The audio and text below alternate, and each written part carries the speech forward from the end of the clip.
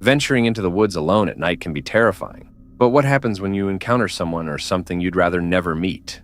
Like this first encounter, for example, captured by Joe and Elliot.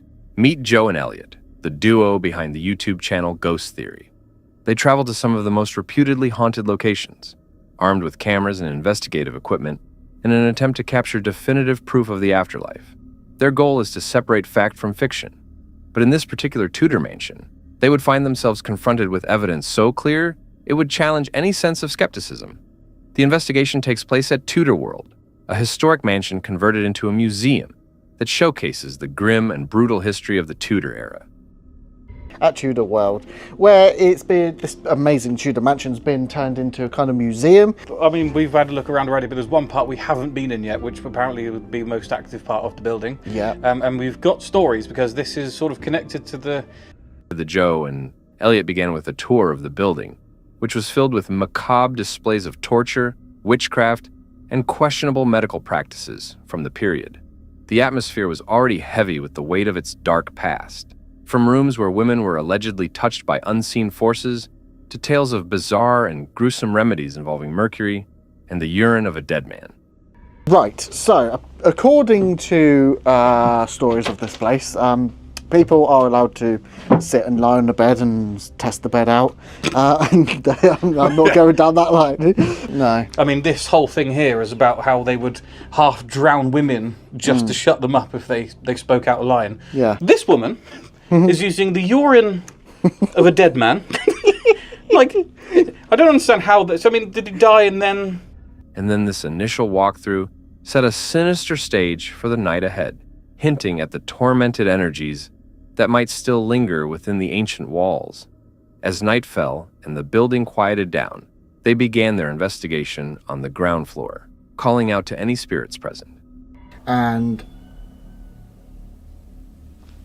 I was about to say everything's quietening down now, but it has quietened down. So we're here to try and communicate, and you've probably had this a lot.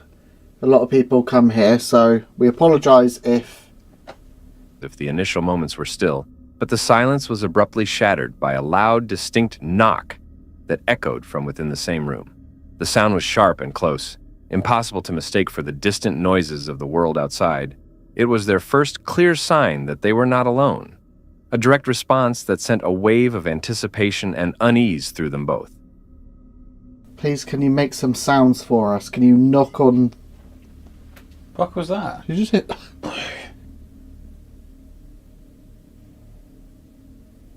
And that was in the room as well. That wasn't like noise from outside. No. The activity quickly escalated.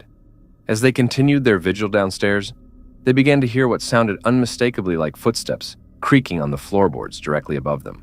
The sound was so clear that Elliot was able to go upstairs and replicate it, confirming that someone or something was walking around. They're walking then upstairs, very far away.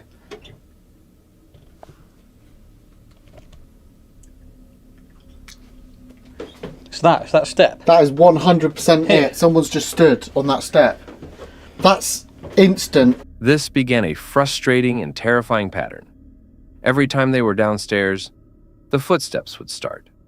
But the moment they went upstairs to confront the source, the building would fall completely silent. They were being toyed with, led in circles by an intelligent presence that seemed to be watching their every move. Their equipment began to fail inexplicably. Camera batteries drained in minutes, and recordings would stop without reason, particularly in the most active areas. The feeling of being watched intensified when they ventured into the attic, a space known as the seance room. Here, the atmosphere grew heavy, and both men felt a palpable presence, with Elliot becoming convinced that something was standing directly behind him. This oppressive feeling was punctuated by small, unnerving sounds, faint clicks and creaks that seemed to emanate from the empty chairs right beside them, even as they sat perfectly still. As the night wore on and the outside world fell into total silence, the activity inside the mansion reached its peak. Now past 2:30 a.m., the footsteps upstairs returned, louder and more deliberate than ever. Convinced there was no rational explanation, they conducted one final experiment. While Joe remained downstairs, Elliot walked across the upper floor and the sound was a perfect match to the phantom footsteps they had been hearing all night. Does that sound the same? Exactly the same. Okay. So that sounds exactly the same. What we've just said, what we've heard is someone walking up and down here. Yes, 100%. There was no one else in the locked building, no sound from outside, and no way to debunk what they were hearing. It was the undeniable sound of someone walking through the empty halls with them. They had captured what they came for. Clear, repeatable evidence of something paranormal. The disembodied footsteps weren't just random noises. They were intelligent, responsive, and seemingly playful, creating a cat and mouse game that left the investigators both thrilled and terrified. They left that night with no logical explanation for who was walking the halls of Tudor World, only the chilling certainty that the spirits of the past are far more present than we can imagine. Tommy and his wife Rachel were no strangers to the outdoors. Most of their time was spent traveling in their van with their loyal dog, chasing adventure wherever the road led. But their latest trip to the woodlands of southern Oklahoma stirred up an uneasy memory, because the last time they were here, they had heard something strange. As they pulled into the remote clearing, an eerie, drawn-out howl cut through the stillness. We're at roughly the same place that we heard something howling before, where somebody tried to get in the van. Storm coming in. Yeah. We're sitting here just having a conversation, and something back over that way is howling.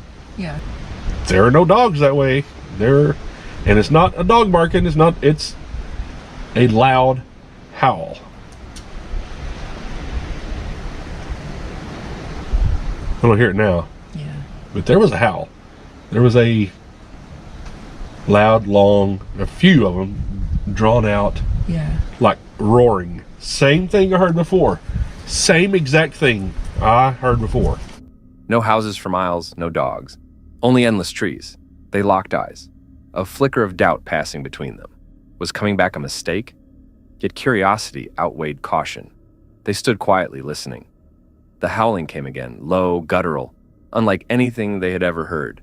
Then another, louder, closer. There are no houses that way.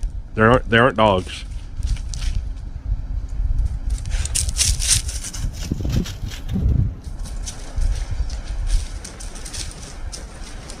Now I'm hearing one over here.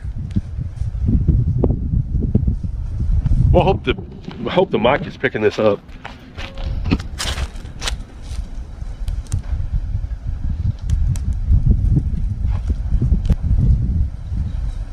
Yep. Like over there somewhere? That way. Yeah. That's one reason we keep coming out here, because there's something going on. There is something happening out here. We don't know what. Hopefully the There it is.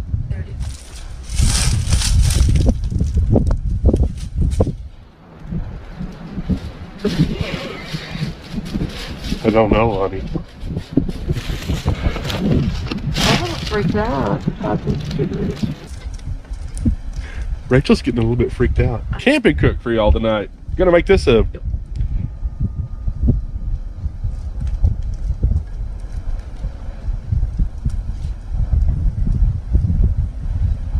that is howling.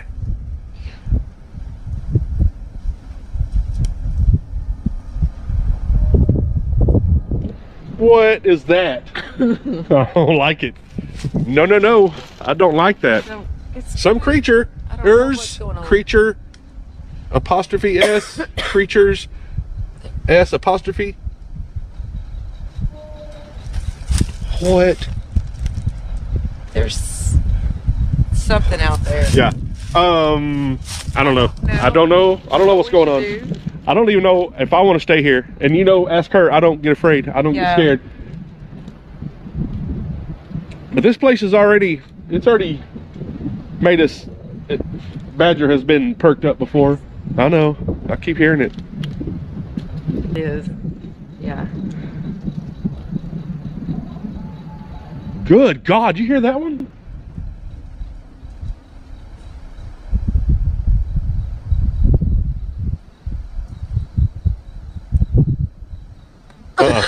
Nope. Look. There goes a kid. No, they're loud. They are loud. I hope this mic picks them up. Yeah, I don't know about that.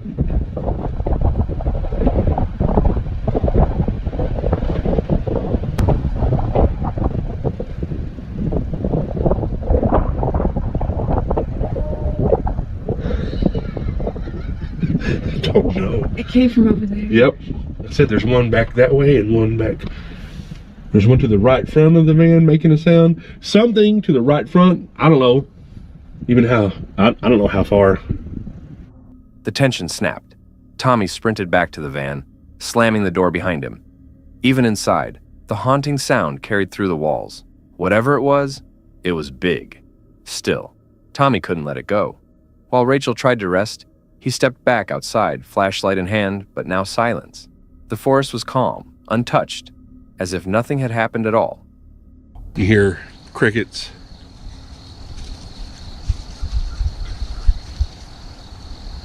Heard a crow back over that way. And that boy. I think everything's chilled out now. I still don't know what that was. I don't know. But I do know we're about probably 3/4 of a mile as the crow flies from where I heard the howling before. And there's just nobody out here. It's a pretty good size wildlife area. To be honest, don't know what kind of wildlife is out here.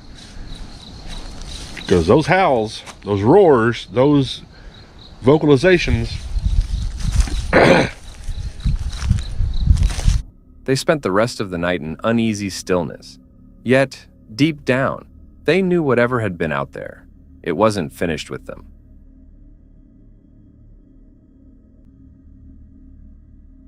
Tonight, we explore a recording that turns a mundane car upgrade into a moment of pure dread. This clip proves that sometimes the most terrifying encounters happen right outside your own door. Let's delve straight into this unnerving footage. Meet Dustin Frazier, the creator behind the YouTube channel of the same name. He often shares parts of his life with his audience. But one late night, a simple project would be interrupted by something he couldn't explain, turning his camera into a witness for a deeply unsettling event. His casual recording captures a moment of raw fear, reminding us that we are never truly alone. The video begins with Dustin in his car, setting up to install new leather seat covers. It's late around 1 a.m. and the quiet darkness of the night envelops him as he explains his small project to the camera.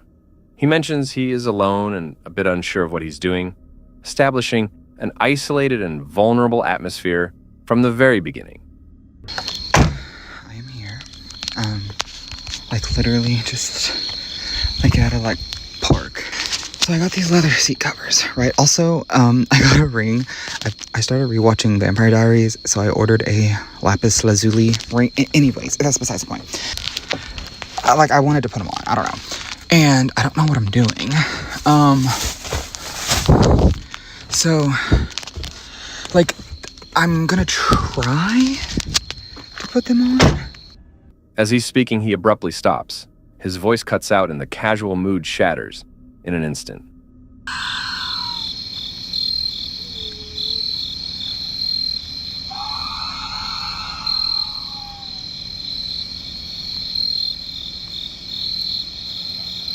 Okay. Sorry, it sounded like crying or something.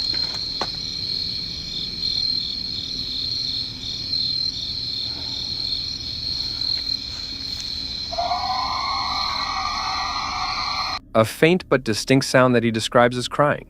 An unnervingly long and heavy silence follows as Dustin stands perfectly still, listening intently to the darkness outside his car. The camera continues to roll, capturing nothing but the tense stillness as he processes the disturbing sound he just heard. After what feels like an eternity, he tries to push aside what he heard, forcing himself to focus on the task at hand. But what he sees next makes him want to run.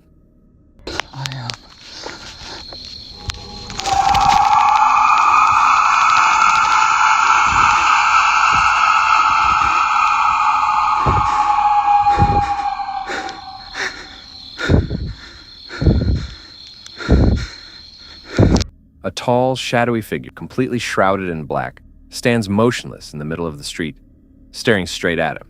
The comforting solitude vanishes, replaced by a chilling sense of being watched. The project is forgotten, and the only thing that matters is the terrifying possibility of who or what is lurking on these streets. Although he wanted to continue, having a look at the chilling interruption left a dark cloud over the rest of his night. The moment Dustin tried to escape, the video abruptly cut to black. Yet, the mystery lingers. What was the source of that haunting cry? Was it a distant animal? Or was it something far more human and far more troubling? The ambiguity is what makes this clip so terrifying. He was in a familiar place, yet the unknown had found him. It's a stark reminder that you don't need to be deep in the woods to feel like you're being hunted. Sometimes the most frightening things are waiting right on your own street.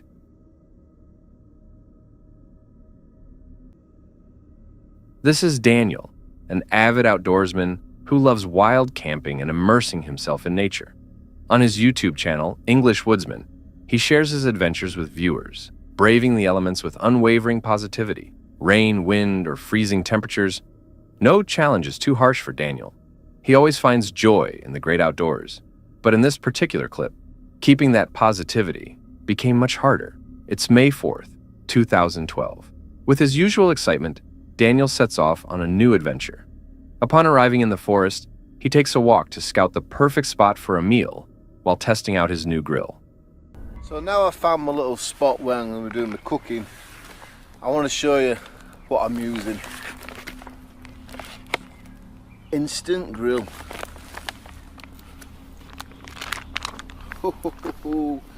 Check out this. I hope this manages to cook my dinner, because that'd be one lump of steak going to waste. Oh, ladies don't want her. Oh, it's cooking it already. Look at that. There's a big difference already there. I'm starting to hear the juices drop off the steak and going onto the charcoal things. Oh, this steak is cooked perfect. Happy with how his steak turns out, Daniel enjoys dinner surrounded by the peaceful sounds of nature. The evening feels perfect, calm, serene, and exactly the escape he was looking for. As the sun slowly sinks, Daniel packs up and hikes toward a secluded clearing he's chosen for the night. Satisfied and confident, he feels like nothing could possibly ruin this great evening. But little does he know, something unexpected awaits. Right, so it sounds like there's some young kids where I want to be. There we go.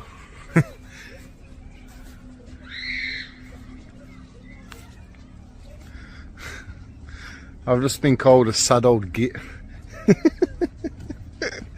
I'm only 40 years old. I've just been abused by a load of young kids. Called me a sad old git. Wow. Right, so you can see it's starting to get a little bit darker now. Most of the street lights are coming on. I've just been laying down on my bag. I think I fell asleep for about half an hour. I'm going to continue just laying down just till it gets a little bit more darker, then I can get set up. Right, so I thought I'd show you what I'm using. Well, I can get away with having the light on. If it's too dark, I don't want to be shining my light, attracting attention to myself. So my Miltech bivvy. So then I've got my OEX 200 sleeping bag, my Flux 5.0 air mat.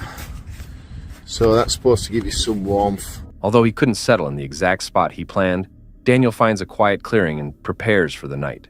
As darkness falls and the temperature drops, his calm is suddenly shattered. Out of nowhere, a massive deer charges at him, ramming its antlers into his stomach with full force. Massive deer. Just over there looking at me. Oh shit, it's running towards me.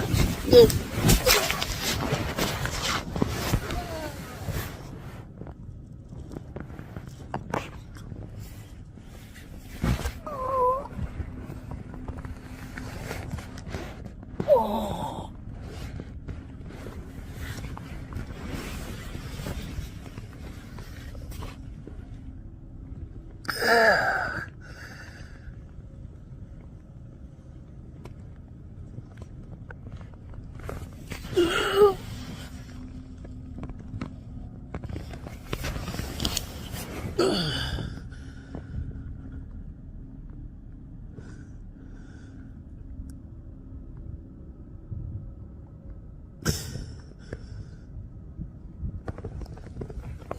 me get my breath back.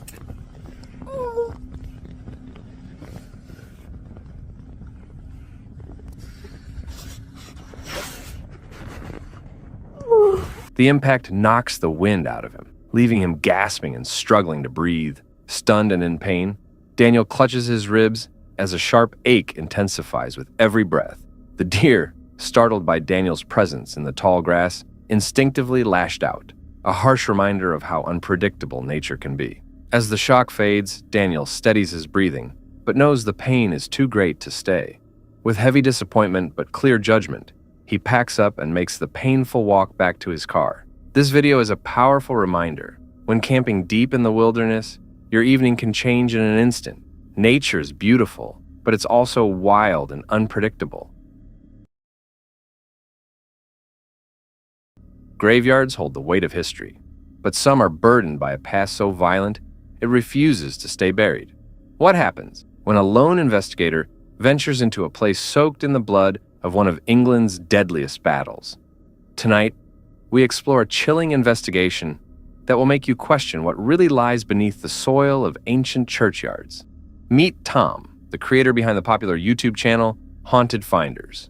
Tom is known for his solo investigations into some of the UK's most paranormally active locations, armed with his gear and a deep respect for the history he uncovers.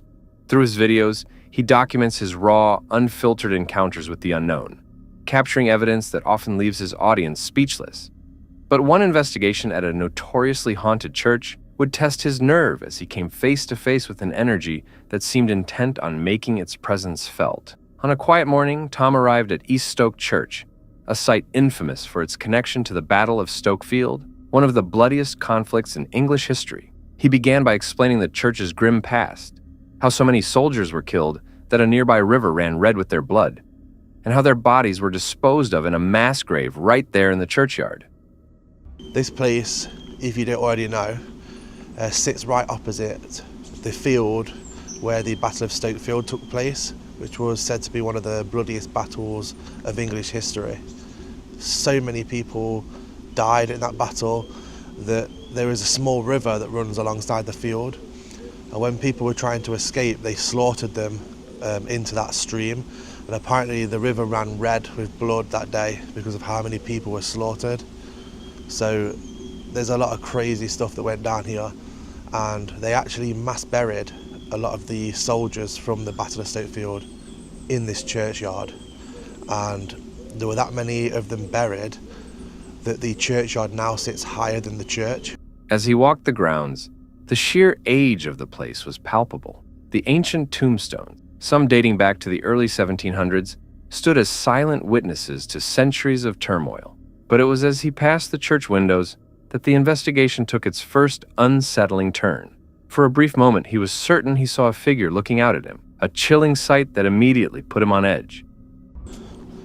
Wow, I got a really weird feeling then. Walking past my own windows then, I swear. I thought I saw someone looking out, that was weird. Shaken but undeterred, Tom decided to begin an EVP session near the area believed to be the mass grave. He spoke into the silence, inviting any spirits connected to the battle to communicate. The response was both immediate and shocking. What was that? What? Oh, that is clear. What is that?